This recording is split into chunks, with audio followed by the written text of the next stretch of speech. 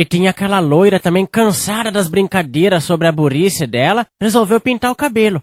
Daí, para comemorar o novo estilo de vida, foi dar uma volta de carro pelo campo e encontrou um pastor com umas ovelhas. Ela chegou e cumprimentou ele e disse: "Nossa, que lindo rebanho de ovelha que o senhor tem."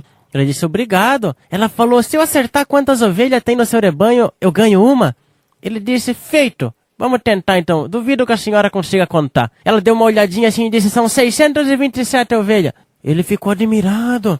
Disse: "Nossa, esse é o número exato de ovelha do meu rebanho. Pode escolher uma que ela é sua." A loira olhou com atenção todas aquelas ovelhas macias, começou a acariciar elas, escolheu lá pro meio, entrou e saiu com uma no colo e jogou dentro do carro. Daí o pastor chamou ela e disse: "Moça, se eu adivinhar a cor original do seu cabelo, a senhora devolve meu cachorro?"